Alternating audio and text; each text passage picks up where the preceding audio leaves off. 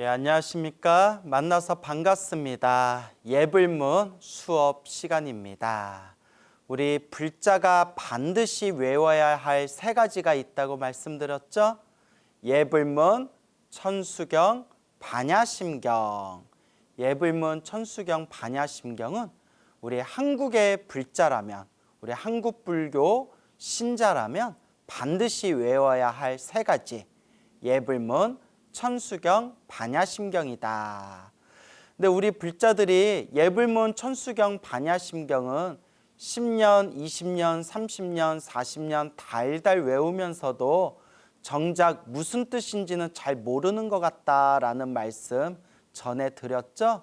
그래서 우리가 이렇게 자꾸 강의를 듣고 입으로 외우고 눈으로 보면서 자꾸 손으로 베껴 쓰고 이러면서 예불문에 이런 뜻이 있구나, 천수경에 이런 뜻이 있구나, 반야심경에 이런 뜻이 있구나, 이것을 하나하나 우리가 공부해 나아가야 됩니다. 지금 시대가 얼마나 좋습니까? 예전에 우리 선배 스님들, 예전에 노스님들께서는 공부하고 싶어도 책이 없어서 공부를 못했고, 책을 구해도 강의해 줄 분을 구하지 못해서 깊이 공부하지 못했다라고 그런 말씀들을 자주 하십니다. 근데 지금 이 시대에 우리 불자들은 책도 얼마든지 구할 수 있고 인터넷에서 공짜로 한글로 번역된 경전들도 쉽게 볼 수 있고, 이렇게 인터넷 동영상을 통해서 부처님의 가르침을 공부하고 수많은 법사 스님들의 강의를 들을 수 있으니 얼마나 지금 공부하기 좋은 시대입니까? 그래서 여러분들 처음에는 무슨 뜻인지 몰라도 자꾸 보고, 자꾸 듣고, 자꾸 손으로 베껴 쓰면서 자꾸 마음으로 되새기면 예불문에 이게 이런 뜻이었구나, 천수경에 이게 이런 뜻이었구나, 반야심경에 이게 이런 뜻이었구나 라는 것을 퍼즐 맞추듯이 하나씩 여러분들이 깨달아 알게 될 것입니다. 그러니까 중요한 것은 꾸준히 공부하는 겁니다. 자, 그럼 예불문 수업에 이제 다시 들어가도록 하겠습니다. 자, 오늘 우리가 배울 부분은 이제 오분향계. 여러분 저번 시간에 말씀드렸죠? 우리가 예불문을 할 때 새벽 예불에는 헌닭에 차를 바치는 개송, 아금 청정수, 변위감로다, 봉헌 삼보전, 원수애납수, 원수자비애납수 하고 지심 귀명례 하고 새벽 예불이 시작된다고 했죠. 그래서 저번 시간에는 헌닭에 차를 올리는 개송, 차를 바치는 개송에 대해서 한 구절 자세히 설명을 드렸습니다. 그리고 저녁 예불 때에는 이 오분향계를 시작으로 해서 예불문, 지심규명례가 이어지게 됩니다. 자, 오분향계 한번 볼까요? 여러분들 예불문 책이 다 있으시죠? 여러분들 여러분들의 사찰에서 사용하고 있는 법요집에 예불문이 나올 것이고, 혹은 그런 가지고 있는 책이 없으신 분들은 인터넷에서 예불문이라고 검색하시면 한글로 번역된 예불문인, 그리고 한문, 한자 원문으로 된 예불문 얼마든지 찾아보실 수 있습니다. 그래서 이제 우리가 꼭 명심해야 될 부분이 있다고 했죠. 이 한자라는 게, 이 한문, 한자로 된 문장인 이 한문이라는 것이 번역하시는 분들 따라서 조금씩 개성이 다르다 말씀을 드렸죠. 그래서 저는 이제 한문을 하나하나 이렇게 여러분들에게 자세히 풀어드리되, 이 여러분이 가지고 있는 한글 예불문에 그 우리말로 풀이된 게 저마다 사찰 법요집마다 좀 다를 수가 있습니다. 그래서 그것은 저번에 말씀드렸던 대로 직역이냐 의역이냐 혹은 번역하신 분의 개성 따라서 다르게 나타날 수가 있다. 그러니까 저하고 공부할 때는 제가 한문으로 한 글자 한 글자 이렇게 분석하면서 설명드리는 걸 잘 기억을 해 두시고 여러분들이 다니시는 사찰의 법요집을 중심으로 이렇게 신행생활을 하시면 됩니다. 그러니까 왜 광우 스님이 번역한 게 내가 가지고 있는 책하고 다르지? 왜 저 사람이 보는 법요집이랑 내가 보는 법요집이 왜 이렇게 한글 예불문, 우리말로 풀이된 예불문이 왜 내용이 다르지? 라고 이렇게 여러분들이 헷갈려 하실 필요가 없습니다. 한자, 한문으로 된 글을 우리 한글, 우리말로 풀이할 때 직역이냐 의역이냐 그리고 어떤 사람이 어떤 관점에서 번역하냐에 따라서 이제 여러 가지 서로 저마다 다른 개성의 번역들이 나오기 마련입니다. 그러니까 그 말하고자 하는 그 의미, 말하고자 하는 그 본래 뜻을 여러분들의 마음에 되새기는 게 중요하다. 그래서 저는 최대한 여러분들이 이제 예불문이 무슨 뜻인가라고 공부하는 시간이니까 여러분들에게 최대한 직역, 한문을 한 글자 한 글자 설명을 드리면서 직역하는 것을 원칙으로 하겠습니다.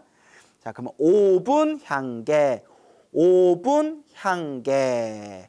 향을 올리는 개성이다라고 보통 번역을 하죠. 근데 이제 더 정확히 표현하자면 5분은 다섯 오자죠. 그 분은 이제 나눌 분, 나누다라는 거죠. 나누다. 그래서 5분 하면 다섯 가지로 나누다. 그래서 다섯 가지로 나누어진 향계, 향. 우리가 향을 올리다 할 때 향이에요. 향. 우리가 불전에 부처님께 이렇게 향을 올리지 않습니까? 그래서 향을 올리는 개송. 그래서 한문으로 된 식구를 개송이라고 한다고 했죠. 시, 음절로 이루어진 시를 이제 우리가 개송이다라고 부른다고 했죠. 그래서 5분 향계 하면 다섯 가지로 나누어진 향 올리는 개송 이렇게 직역할 수가 있겠네요. 다섯 가지로 나누어진 향 이게 무슨 뜻일까요? 그래서 우리가 강의를 듣고 법문을 듣고 공부를 해야 되는 거예요. 여러분 가지고 있는 책이나 여러분들 가지고 있는 노트에다가 적어두세요. 5분 향계의 정확한 의미는 5분 법신을 뜻하는 거예요. 5분 향계할 때 5분이 5분 법신, 5분 법신. 5분 법신은 뭐냐? 깨달은 자, 부처님이나 부처님의 거룩한 제자들인 아라한들과 같이 모든 번뇌망상이 사라진 깨달음을 얻은 거룩한 성자가 가지고 있는 다섯 가지 진리의 몸, 다섯 가지로 나누어진 진리의 몸, 혹은 또 번역을 할 때 다섯 가지로 나누어진 공덕의 몸, 다섯 가지의 공덕 등등으로 해석을 합니다. 그래서 5분 법신, 다섯 가지로 나누어진 다섯 가지 종류의 법신, 진리의 몸, 깨달음의 몸, 공덕의 몸, 5분 법신. 그 5분 법신의 준말이 5분이에요. 그러니까 5분 향계 하면 그대로 문장을 길게 늘어뜨리면 5분 법신 향계 이렇게 이제 표현할 수가 있겠죠. 5분 법신 향계. 그래서 5분 법신 향, 다섯 가지로 나누어진 진리의 몸, 깨달음의 몸, 공덕의 몸에 대하여 향을 올리는 개송이다 하면 더 명확해지겠죠. 그러면 5분 법신, 깨달음을 얻은 거룩한 성자의 다섯 가지 이 진리의 몸, 5분 법신은 구체적으로 무엇일까요? 예, 바로 여기 우리 예불문의 5분 향계에 나오는 개, 정, 해, 해탈, 해탈지견 이렇게 5가지를 뜻합니다. 다시요. 개, 계율, 정, 선정, 해, 지혜, 해탈, 해탈지견 이것이 깨달은 자, 부처님이나 아라한과 같이 깨달음을 얻으신 모든 번뇌망상이 사라지고 깨달음을 얻으신 거룩한 성자들이 가지고 있는 5가지로 나눈 공덕의 몸이다. 진리, 깨달음의 몸이다 해서 오분법신이라고 부릅니다. 여러분 제가 이렇게 설명을 드릴 때 이렇게 좀 같은 단어를 또 같은 문장을 계속 반복해서 설명을 드리잖아요. 왜 그러냐 하면 의외로 또 고맙게도 이제 제 강의를 들으실 때 연세가 많으신 노보살님들, 연세 많으신 분들이 이제 제 강의를 많이 들으신대요. 그래서 이제 노보살님들이나 연세 많이 드신 분들이 이제 금방금방 이렇게 깜빡깜빡 잊어버리잖아요. 그래서 제가 확실하게 전달하기 위해서 이렇게 같은 용어와 같은 문장을 반복해서 말씀을 드리는 거예요. 그러니까 놓치지 말고 확실하게 머릿속에 이렇게 새겨 넣으시라라는 뜻에서 제가 계속 반복하고 되새기면서 이렇게 계속 여러분들께 설명을 드리는 겁니다. 그러니까 처음에는 무슨 말인지 이해가 되지 않아도 자꾸 듣고 외우고 보고 듣고 자주 여러분들이 듣다 보면 이제 점점 오분법신이 이런 뜻이구나. 오분법신에 이런 의미가 담겨져 있구나. 예불문에 이런 의미가 담겨져 있구나라는 것을 여러분들이 하나하나 깨쳐서 알아가게 되는 겁니다. 그러니까 꾸준히 자꾸 공부하는 수밖에 없어요, 여러분. 제가 여러분께 늘 말씀드리죠. 당장 이 부처님의 말씀, 부처님의 가르침이 무슨 뜻인지 모르고 이해가 되지 않았다 하더라도 그냥 귓가를 스친 것만으로도 부처님의 가르침을 공부하는 것만으로도 우리 마음자리에 복과 선업과 공덕이 쌓이고 있는 것이다 라는 말씀을 제가 자주 들었습니다. 자, 그래서 오분법신이 뭐라고 했죠? 계율, 정, 선정, 해, 지혜, 해탈, 그 다음에 해탈지견 이 5가지를 깨달음의 몸, 5가지로 나누어진 깨달음의 몸, 진리의 몸, 공덕의 몸 해서 오분법신이라고 부릅니다. 그 오분법신에 대해서 이제 조금 더 자세히 설명을 드릴게요. 우리 중생들은 번뇌와 망상에 뒤덮여 있어요. 즉 우리 중생들은 번뇌의 몸뚱아리고 망상의 몸뚱아리고 탐욕과 성냄과 어리석음의 허망한 몸뚱아리예요. 근데 우리가 깊이 수행을 하고 해서 우리의 번뇌와 망상과 탐욕, 성냄, 어리석음이라는 이 모든 이 허망한 이 번뇌망상에서 벗어나게 되면, 이 번뇌망상을 깨트리게 되면 자연스럽게 깨달음의 몸, 진리의 몸, 공덕의 몸으로 이제 변화되어지는 것입니다. 그래서 그 공덕의 몸, 깨달음의 몸, 진리의 몸을 5가지로 나눴을 때 개, 정, 해, 계율, 선정, 지혜, 그 다음에 해탈지견이다라고 부처님 경전에서 이제 설하고 있습니다. 자, 그러면 계율은 무엇일까요? 개는 계율. 개라는 것은 좋은 습관이란 뜻이 있대요. 개라는 것을 인도 산스크리트어로 신라라고 불러요. 신라. 이 인도 산스크리트어 신라라는 단어에는 좋은 습관이란 뜻이 있어요. 그래서 여러분 불교 신자가 반드시 받아야 할 계율, 가장 기본이 되는 계율 중에 5개라고 있잖아요. 5개 다 아시죠?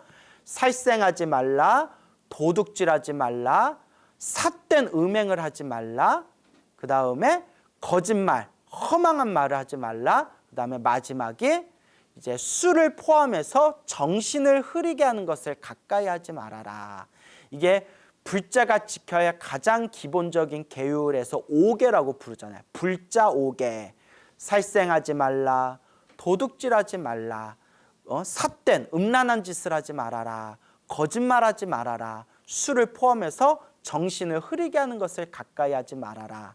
그래서 제가 아까 개라는 것은 인도 산스크리트어 신라라는 말이 좋은 습관이란 뜻이 있다고 했죠. 즉 살생하지 않는 좋은 습관, 그죠? 도둑질하지 않는 좋은 습관, 그리고 음란한 짓, 삿된 음란한 짓을 하지 않는 좋은 습관, 그리고 거짓말하지 않는, 나쁜 말을 하지 않는 좋은 습관, 그리고 술을 포함해서 정신을 흐리게 하는 것들을 멀리하는 좋은 습관 등등, 좋은 습관, 내 몸과 마음에 좋은 업의 습관을 들이는 거, 그게 바로 계율이 됩니다. 계율. 그러면 좋은 습관을 들이면 어떻게 될까요? 살생하지 않는 좋은 습관, 도둑질하지 않는 좋은 습관, 그리고 이제 삿된 음란한 짓을 하지 않는 좋은 습관, 거짓말, 나쁜 말을 하지 않는 좋은 습관, 그리고 이제 술을 포함해서 정신을 흐리게 하는 것들을 가까이 하지 않는 좋은 습관, 이런 좋은 습관의 에너지가 쌓이고 쌓여서 그게 복이 되고 선업이 되고 공덕이 된다 말씀을 드렸죠. 그래서 이러한 복과 선업과 공덕의 세계와 그리고 불행을 일으키는 악업의 세계에 대해서 자세히 설해 놓은 경전, 업보차별경, 우리 헬로 붓다 TV에서 제가 업보차별경이라는 강의를 했죠. 아직 안 들으신 분들이 있으면 이 헬로 붓다 TV에서 꼭 검색해서 업보차별경을 꼭 여러분들이 한번 찬찬히 강의를 들어보시기 바랍니다.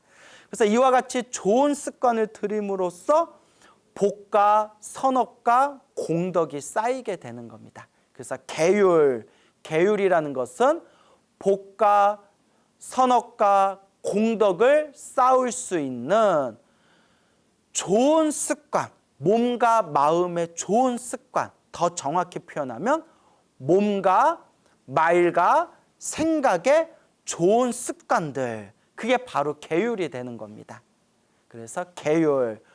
그래서 우리 부처님 경전에 보면 계율에는 수많은 계율이 있어요. 불자가 지켜야 할 5개가 있고요.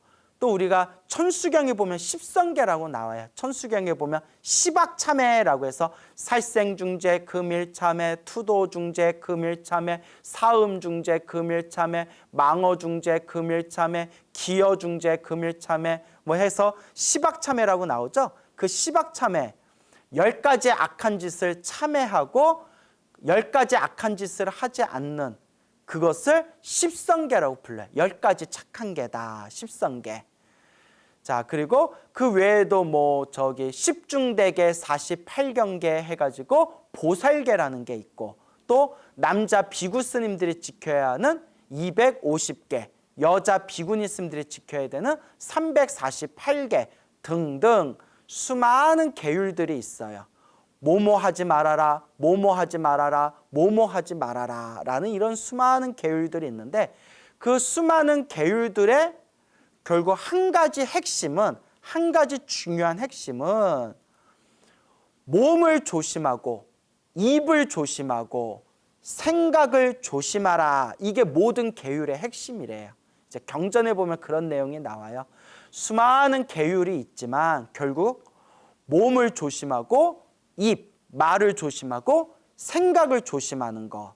더 나아가서 몸으로 좋은 일을 하고 입으로 좋은 일을 하고 생각으로 좋은 생각을 일으키는 것. 그래서 이와 같이 나쁜 습관은 없애버리고 좋은 습관을 들여가면서 몸과 말과 생각으로 복과 선악과 공덕을 닦아나가는 것, 그것이 바로 계율, 계가 되겠습니다. 계율. 물론 이제 계율에 대해서 또 깊이 설명할 부분이 많지만 또 이렇게 하나하나 너무 깊이 설명하다 보면 이제 예불문 우리가 진도를 다 나갈 수가 없겠죠. 그래서 일단 굵직굵직한, 일단 여러분들이 불자로서 알아야 될 굵직한 부분들만 이제 짚어 나가면서 설명을 드리겠습니다. 자, 그래서 계율, 계율의 몸. 그다음에 이제 두 번째는 뭐라고 했죠? 선정. 선정은 다른 말로 삼매라고도 부릅니다. 삼매. 여러분, 삼매, 뭐 독서 삼매에 빠지다, 뭐 낚시 삼매에 빠지다, 뭐 낮잠 삼매에 빠지다, 뭐 등등의 표현 여러분 들어보셨죠? 선정하고 삼매하고 이제 같은 뜻이에요, 여러분. 단어의 발음이 다를 뿐이지 선정, 삼매 결국 이제 같은 뜻입니다. 그러면 선정, 삼매의 뜻이 뭐냐? 이제 경전에 보면 이제 여러 가지 복잡한 내용들이 나오는데 간단하게 감추려서 설명을 드리자면 한마디로 정신통일이에요. 선정, 삼매 이걸 딱 네 글자로 요약하면 정신통일, 정신을 하나로 통일하는 거예요. 그래서 조금 더 자세히 설명을 드리자면 정신을 하나로 통일하여 몸과 마음이 편안하고 고요하고 깊은 경지에 들어가는 것, 이걸 선정삼매라고 불러요. 선정삼매. 그래서 선정하고 삼매는 같은 뜻이라고 했죠. 선정삼매, 정신통일.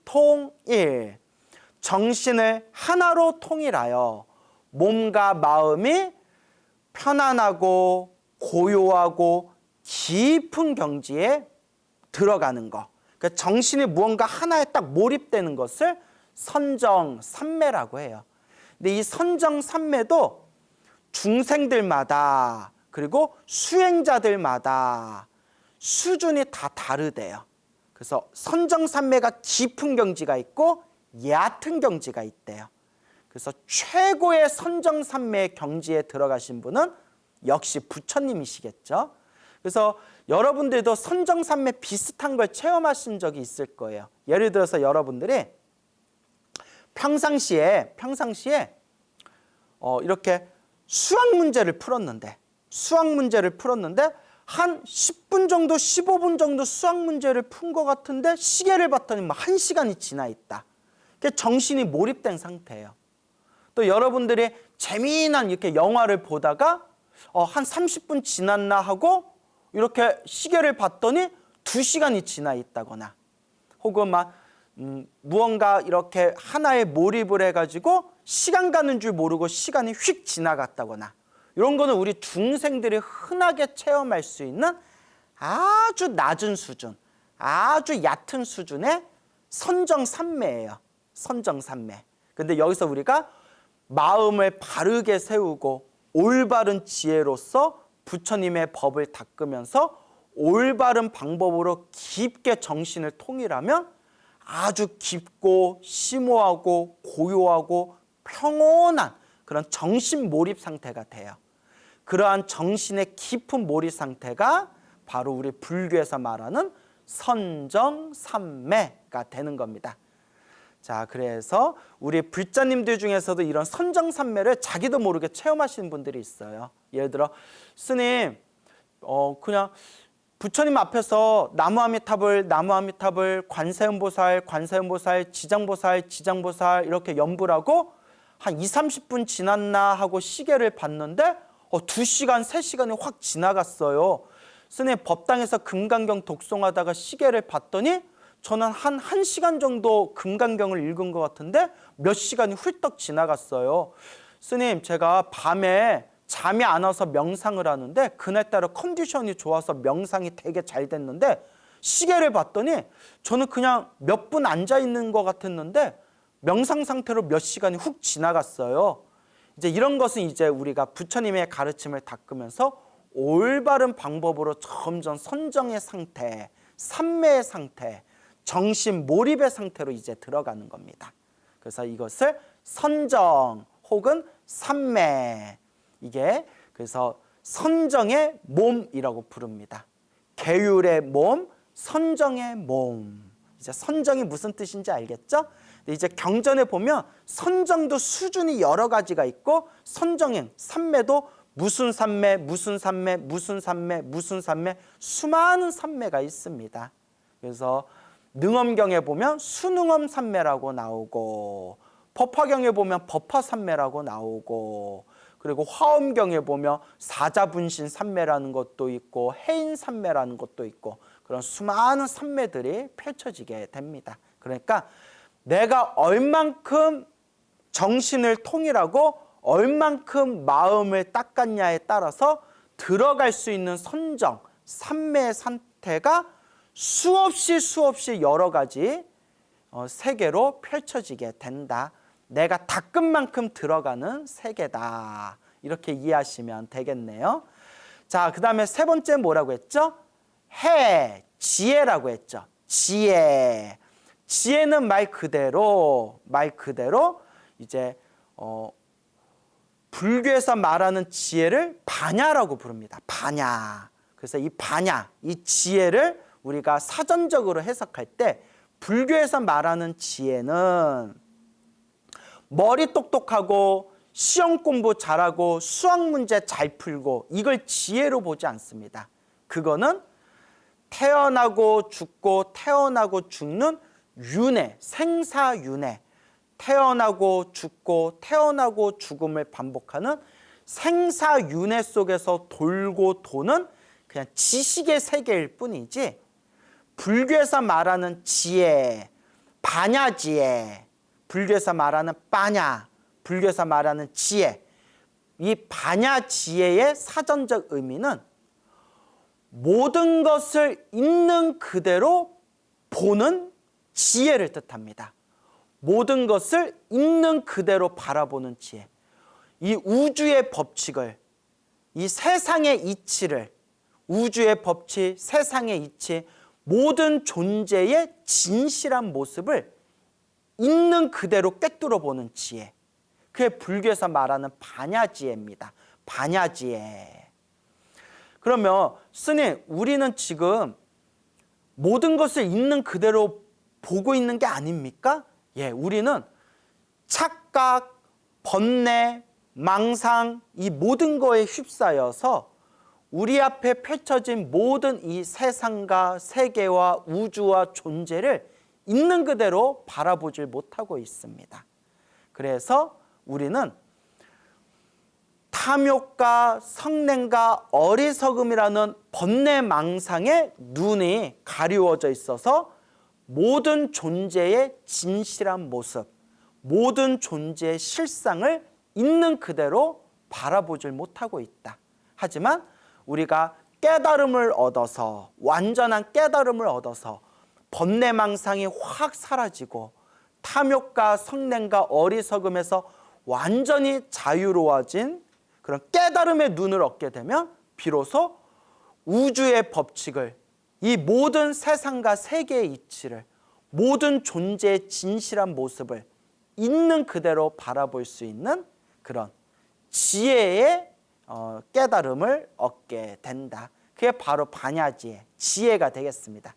그러니까 지혜, 반야지혜, 이 반야지혜의 사전적 의미는 모든 것을 있는 그대로, 모든 존재의 진실한 모습을 있는 그대로 바라본다라는 의미가 담겨져 있다고 합니다. 그래서 모든 존재의 진실한 모습을 있는 그대로 바라본다. 이걸 네 글자로 표현하면 제법실상이라고 부릅니다. 제법실상, 제법, 모든 존재, 실상, 진실한 모습, 모든 존재의 진실한 모습을 완벽하게 꿰뚫어 보시는 분은 오직 안욕 따라 삼맥삼보리 위 없는 완전한 깨달음을 얻으신 오직 부처님만이 모든 존재의 진실한 모습을 꿰뚫어 보신다. 이렇게 정리해 볼 수가 있겠습니다. 그래서 여러분, 그래서 앞에 계율의 몸, 그 다음에 선정의 몸, 그 다음에 지혜의 몸, 반야지혜의 몸. 그래서 계율, 선정, 지혜, 이 세 가지에 대해서 설명을 드렸습니다. 그래서 꼭 기억해 두세요. 계율, 선정, 지혜, 줄여서 이것을 삼학이라고 부릅니다. 삼학, 세 가지의 배움이다. 우리가 깨달음을 얻기 위해서 반드시 배워야 할, 반드시 닦아야 할 세 가지다 해서 삼학이라고 부릅니다. 삼학. 그래서 우리 부처님의 가르침, 그리고 깨달음을 얻으신 큰 스님들의 법문을 보면 팔만대장경 수행의 모든 이론이 이 세 가지에 다 들어간다고 합니다. 팔만대장경에 나와 있는 수많은 그런 수행의 이론, 모든 수행법들의 이치가 계율, 선정, 지혜, 이 세 가지에 모두 다 들어간다 해서 이 삼학을 아주 중요하게 여겼습니다. 그래서 계율은 몸과 말과 생각을 조심히 잘 다스리고 복과 선업과 공덕을 쌓을 수 있는 좋은 습관을 들이는 것. 계율, 선정은 삼매 같은 뜻이라고 했죠. 선정, 삼매, 정신을 하나로 통일하여 몸과 마음이 깊고 고요하고 평온한 그런 깊은 그런 경지를 선정, 삼매. 그 다음에 지혜를 또 반야라고 한다고 했죠. 반야, 지혜. 불교에서 말하는 지혜는 세속에서 똑똑한, 머리 똑똑하고 문제 잘 푸는 그런 지식을 뜻하는 게 아니라 우주의 법칙, 모든 존재의 모습을 있는 그대로 꿰뚫어 보는 그 지혜, 그 반야 지혜. 그래서 계율, 선정, 지혜, 삼학이라고 부른다라는 것을 명확하게 여러분들이 이제 되새기시길 바랍니다.